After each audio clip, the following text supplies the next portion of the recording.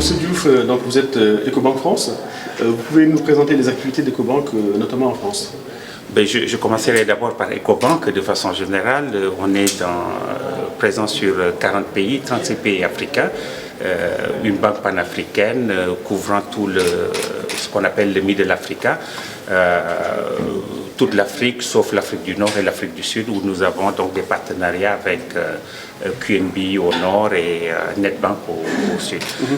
Ecobank France, c'est ce qu'on appelle Ecobank International, qui couvre donc 4 pays, la France, l'Angleterre, Dubaï et la Chine. Alors pour résumer, on est un peu l'ambassadeur de Ecobank au niveau international pour accompagner nos clients qui souhaitent aller à l'international et également travailler avec des sociétés françaises et européennes, étrangères de façon générale, qui sont intéressées par l'Afrique. Très bien. Traditionnellement, le numérique n'était pas le cœur des métiers d'Ecobank. Aujourd'hui, on voit de plus en plus, notamment au Togo ou dans les pays environnants, de plus en plus de projets financés par Ecobank dans le domaine du numérique. Quel est l'intérêt d'Ecobank d'aller vers le numérique aujourd'hui? Mais parce qu'on veut exister dans 100 ans, dans 150 ans, et qui est absent du numérique ne sera pas de ce monde dans 100 ans, dans 50 ans. Enfin, je devrais dire même dans 5 ans, parce que ça a commencé maintenant. C'est un secteur qui est rentable, contrairement à ce qu'on peut croire ou ce qu'on peut dire. C'est l'avenir, et nous avons développé sur la période récente des produits adaptés à ces besoins-là, notamment au niveau du digital retail, notamment au niveau de la téléphonie. D'accord. Aujourd'hui, la banque de demain, c'est pas la banque de demain, c'est la banque d'aujourd'hui. Tout à fait. Aujourd'hui, avec le mobile et avec tous ces outils-là qui sont disponibles, comment aujourd'hui Ecobank vit cette transition, va aller vers la banque de demain, la banque du futur?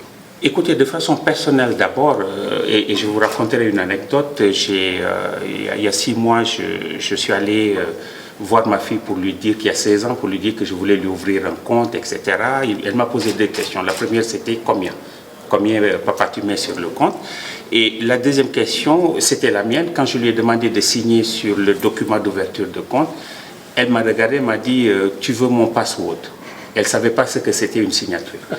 C'est donc dire ce que le numérique représente, et pour le niveau personnel et pour la banque, notamment en termes d'inclusion. Nous avons une vocation d'avoir 100 millions de clients dans les 5 années à venir. Ce ne sera pas en ouvrant des agences, ce sera certainement en les connectant. Moins d'agences, plus de présence digitale dans les années à venir? Tout à fait. D'accord. Tout à fait. Et ça va réduire du personnel?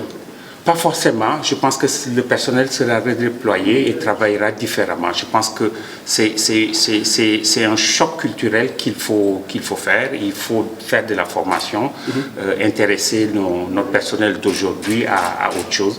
Le caissier tel qu'il est aujourd'hui ne sera pas le caissier dans 5 ans. Et en termes dans le domaine numérique, quels sont les projets prioritaires pour Ecobank dans le cadre de ces financements de projets? En termes de prioritaire au niveau déploiement de projets numériques. On est intéressé partout. On est intéressé partout, et ce qu'on est en train de faire également, c'est de développer cette expertise en interne. Alors on est des banquiers classiques, on est en train de parler à certaines personnes, et on a envie d'avoir cette ressource, cette compétence dans la banque. On est à la recherche d'ingénieurs en téléphonie, etc., qui pourront demain mieux nous aider à apprécier le risque dans ce secteur-là. Mais on est définitivement engagé dans cette voie-là. Très bien. Merci, M. Diouf. C'est moi. Merci. Rendez-vous en octobre prochain pour la 6e édition des Assises de la transformation digitale.